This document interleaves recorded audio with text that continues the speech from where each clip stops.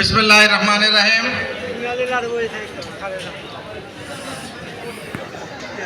তারাবা পৌরসভা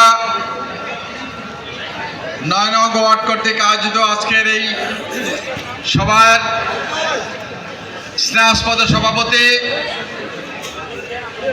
জনাব নাসিরউদ্দিন সহ মঞ্চে উপবিষ্ট আমার সম্মানিত নেতৃবৃন্দ, সামনে উপবিষ্ট তারাবা পৌরসভা ৯ নং ওয়ার্ডের আমার সম্মানিত মুরব্বিয়ানরা, প্রিয় ভাই বোনেরা, আপনারা দীর্ঘ সময় ধরে এখানে এই সভায় উপস্থিত আছেন। প্রচণ্ড গরম, তার উপরে মাথার উপরে বৃষ্টি।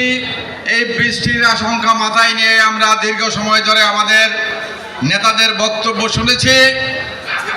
আপনাদের এই দলের প্রতি আন্তরিকতা, বিশ্বাস, বিগত আন্দোলনে আপনাদের ভূমিকা, সব কিছু নিয়ে আপনাদের সুস্পষ্ট বক্তব্য এবং উচ্চারণ আমরা শুনেছি। প্রিয় নেতৃবৃন্দ, আজকে এই বাংলাদেশ একটি অত্যন্ত গুরুত্বপূর্ণ এবং সংকটময় সময় অতিক্রম করছে। এই সংকট ধীরে ধীরে ঘনীভূত হচ্ছে। আকাশে আস্তে আস্তে মেঘ করে বিদ্যুৎ চমকায়, তারপরে প্রচন্ড বৃষ্টি হয়, ঝড় হয়। যেই ঝড়ে সব কিছু ছিন্ন ভিন্ন করে ভাসিয়ে নিয়ে যায়। আমরা দেখেছি উড়ির ঝড়ের সেই ঝড়, মানুষ পশু কিভাবে জীবন দিয়েছে সেই ঝড়ে। সেই ঝড় থেকে কোনো মানুষ রক্ষা পায় নাই, জীবজন্তু জানোয়ারও রক্ষা পায় নাই। প্রিয় উপস্থিতি, আপনাদেরকে আমি বলতে চাই, ৭১-এর মুক্তিযুদ্ধ, আমি মুক্তিযুদ্ধ করেছি। আমার সেই মুক্তিযুদ্ধের পরে এই বাংলাদেশে মুক্তিযোদ্ধাদের কিছু কিছু মানুষ মুক্তিযোদ্ধাদের কর্মকাণ্ডে অসন্তুষ্ট হয়েছে, মুক্তিযুদ্ধ কলঙ্কিত হয়েছে। সেই সময় এই মুক্তিযোদ্ধাদের বিভ্রান্ত করেছে রাজাকাররা, যারা স্বাধীনতায় বিশ্বাস করে নাই, যারা স্বাধীনতার বিরোধিতা করেছে, তারাই সেই মুক্তিযোদ্ধাদের বিপদগামী করেছে, বিভ্রান্ত করেছে। মুক্তিযুদ্ধকে তারাই কলঙ্কিত করেছে। প্রিয় ভাইয়েরা আমার, আজকে ওই সূত্র ধরে আমি বলতে চাই, বিগত 16-17 বছর আমরা যারা আন্দোলন করলাম, মুগ্ধ স্নিগ্ধরা যারা জীবন দিল, যারা জীবন দিয়ে এই বাংলাদেশের গণতন্ত্রকে আবার ফিরিয়ে দিল, মুক্তিযুদ্ধের কলঙ্ককে যারা মুক্ত করলো, কালিমা লিপ্ত করলো, তাদের জীবন দানকে আমরা যদি পৃথক করে দেই, ব্যর্থ করে দেই, তাহলে কিন্তু আমরা অনেক বড় অপরাধ করব, অনেক বড় অন্যায় করব। ঠিক ৭১-এ যদি আমরা ভুল না করতাম, ৭১-এর পরে যারা ক্ষমতা ছিল তারা যদি ভুল না করতো, তাহলে আজকে তো দেশের এই অবস্থা হওয়ার কথা না। ৭১-এর পরে এই আওয়ামী লীগ, শেখ মুজিব, শেখ হাসিনা ক্ষমতায় থেকে এই বাংলাদেশের মানুষের উপরে নির্যাতন করেছে, অত্যাচার করেছে, মানুষের কথা বলার অধিকার কেড়ে নিয়েছে। গণতন্ত্র, নামমাত্র গণতন্ত্রের নামে তারা স্বৈরতন্ত্র চালিয়েছে দেশের মানুষের উপরে। আজকে অতি বাড়াবাড়ি মানুষের উপরে অত্যাচার, নির্যাতন, তার পরিণতি কি সেটা কি আমরা দেখতে পাচ্ছি না? আমরা তো দেখতে পাচ্ছি। সেই নির্যাতনকারী, অত্যাচারী আজকে কোথায়? যারা এই দেশের স্বাধীনতা যুদ্ধকে নিজের পরিবারের কর্ম, শেখ মুজিবের কর্ম, এমন কোনো বাংলাদেশের এমন কোনো জায়গা নাই, ক্যান্টনমেন্ট সহ, যেখানে শেখ মুজিবের পরিবারের নাম নাই, ছবি নাই। আজকে কি সেই নাম কোথাও আছে? কোথাও নাই। এই দেশের মালিক জনগণ, এই বাংলাদেশের মানুষ, এই দেশের মালিক। আমরা যারা রাজনীতি করি, আমরা এই বাংলাদেশের মালিক, মুক্তার নই। আমরা ৭১-এ যুদ্ধ করেছি এই দেশের মানুষকে মুক্ত করার জন্য, জীবন দিয়েছি মুক্ত করার জন্য। মুক্তিযোদ্ধা হিসাবে আমি আজকে জীবিত হয়ে আপনাদের সাথে কথা বলছি।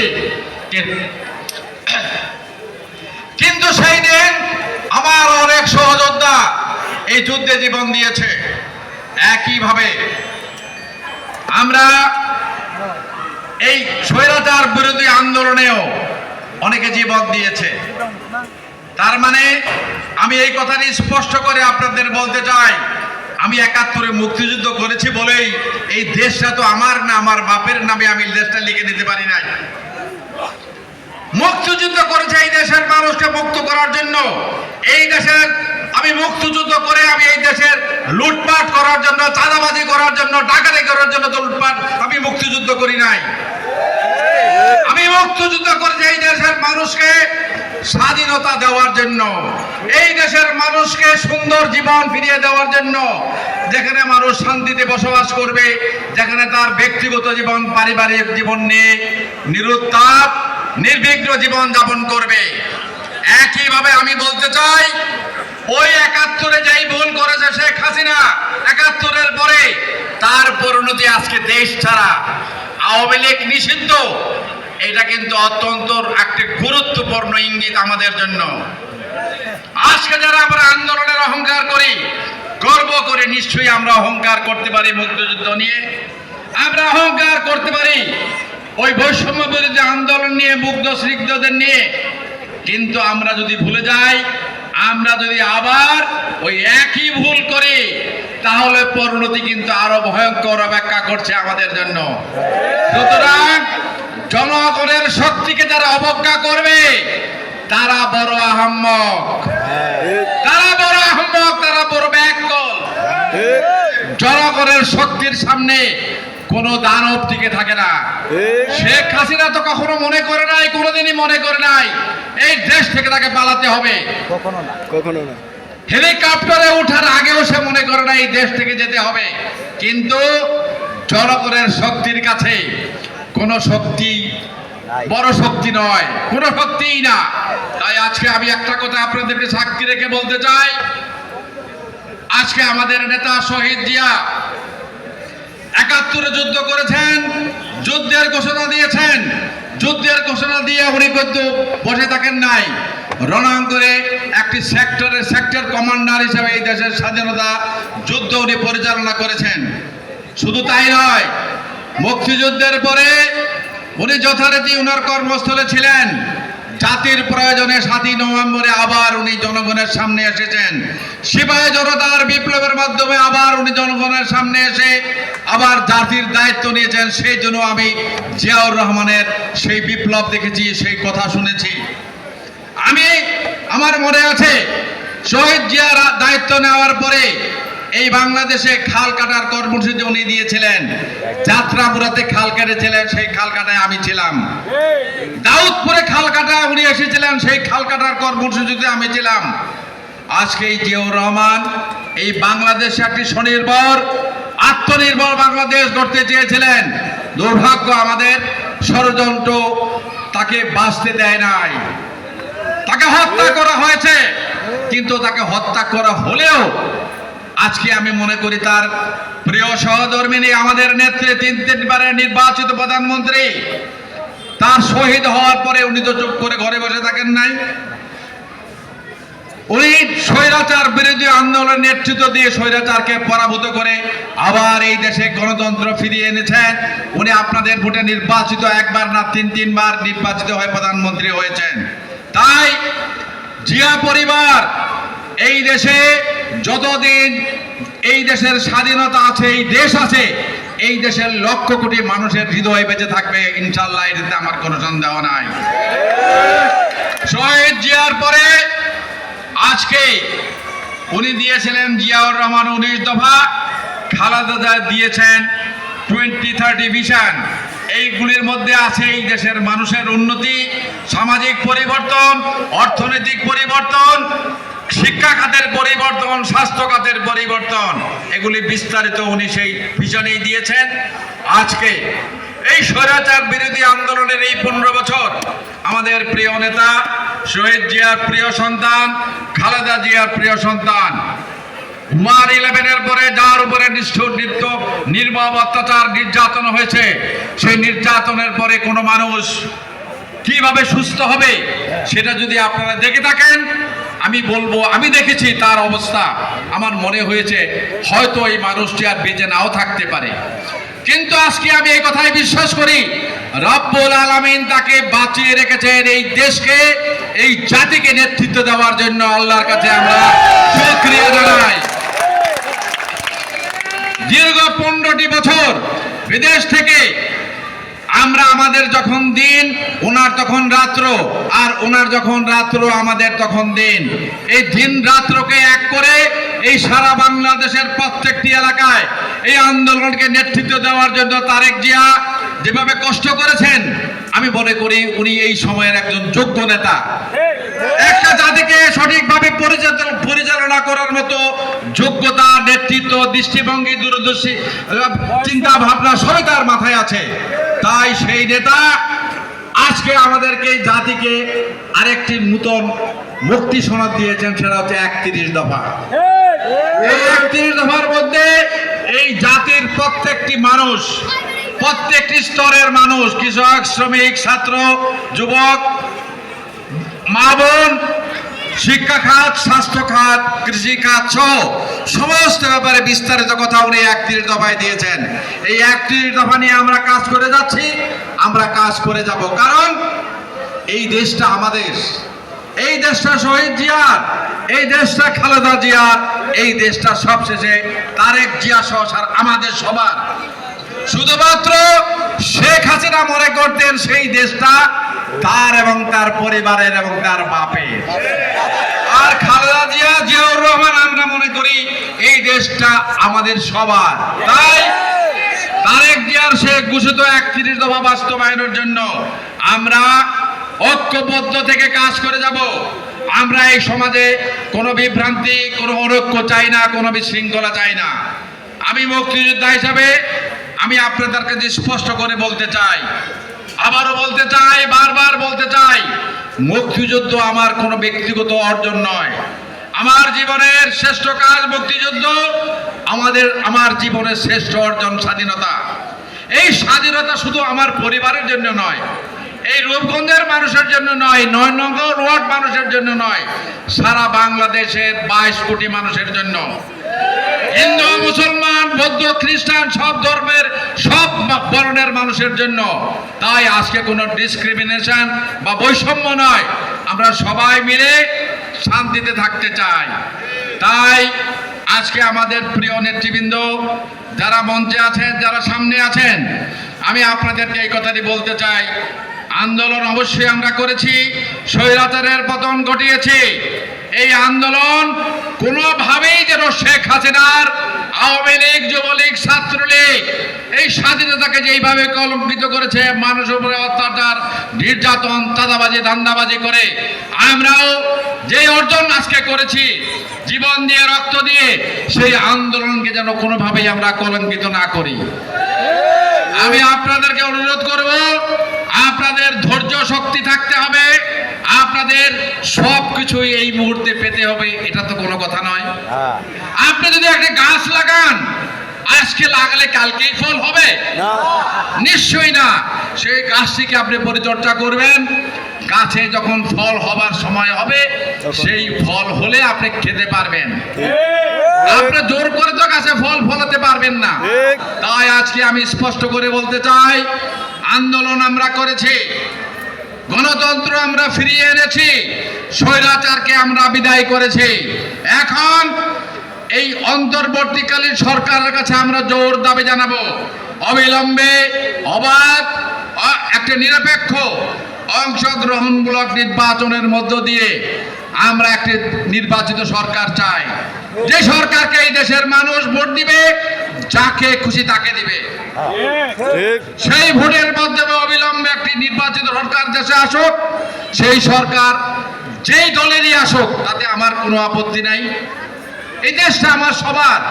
আমি জোর করে, মানুষ আমাকে ভোট দিবে না, আমাকে পছন্দ করে না, সেইভাবে তো আমি জোর করে, আমি অন্যের ভোট জোর করে নিয়ে, দিনের ভোট রাতে করে আমি তো নির্বাচিত হতে চাই না।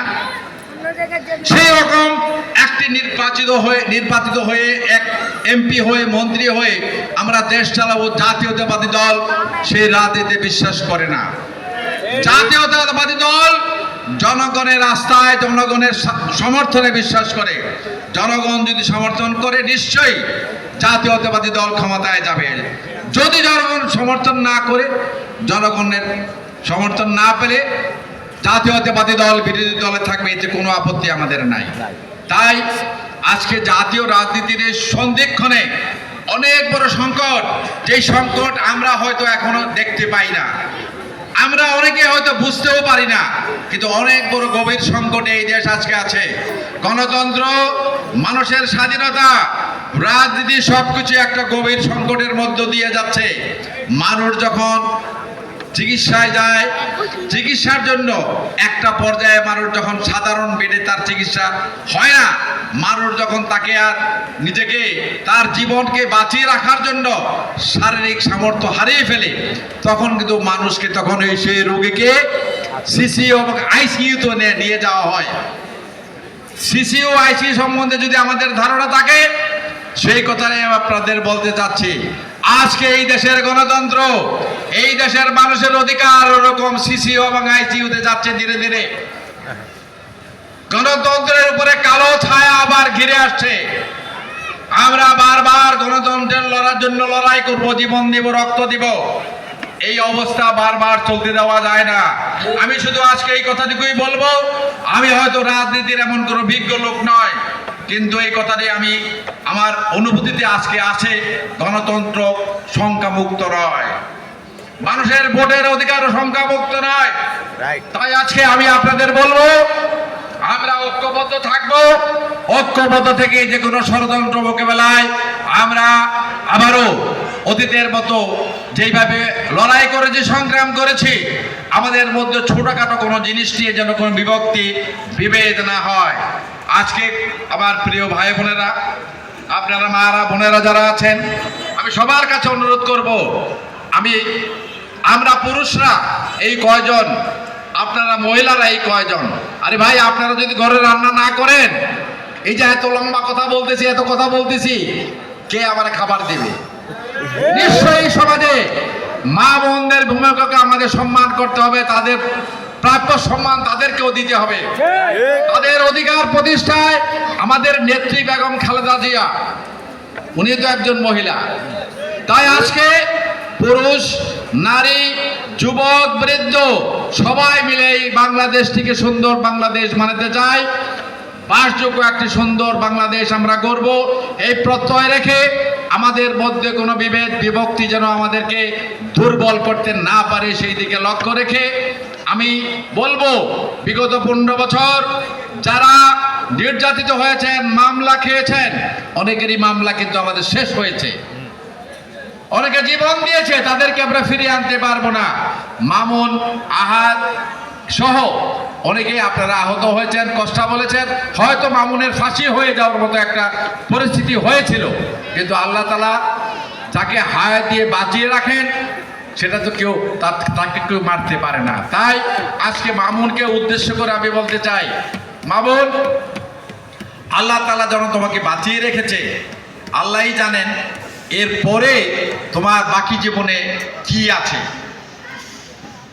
তুমি যেই বিপদের সম্মুখীন হয়েছিল, সেই বিপদ থেকে আল্লাহ তোমাকে রক্ষা করেছে।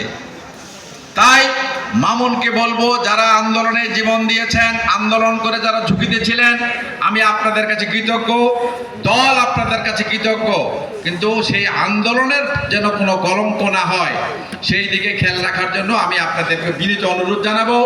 আপনারা সবাই মিলে এই 9 নং ওয়ার্ড তথা তারাবা পৌরসভায় আমরা জাতীয়তাবাদী দলের একটি দুর্ভেদ্য দুর্গ গড়ে তুলতে চাই। পারবো সেটা করতে? আমরা পারবো করতে? আমরা হাত দেখায় যদি আমরা পারি, আমরা সত্য সুন্দরের কথা থাকবো, আমরা অন্যায়ের বিরুদ্ধে থাকবো, আমরা মানুষের সমস্যা সমাধানের জন্য কাজ করব, আমরা স্বার্থপরতা দেখাবো না, শহীদ জিয়ার পথে সৎ পথে আমরা থাকবো। আমাদের নেতা তারেক রহমানের ঘোষিত 31 দফা বাস্তবায়নে যেই ত্যাগ স্বীকার করা লাগে, সেই ত্যাগ স্বীকার করে অঙ্গীকার করে আজকে আপনাদের সবাইকে আরেকবার ধন্যবাদ জানিয়ে আমি আমার বক্তব্য শেষ করলাম। আল্লাহ হাফেজ। বাংলাদেশ জিন্দাবাদ, বাংলাদেশ জাতীয়তাবাদী দল জিন্দাবাদ, শহীদ জিয়া। জিয়া অমর হোক, খালেদা জিয়া জিন্দাবাদ, তারেক জিয়া জিন্দাবাদ।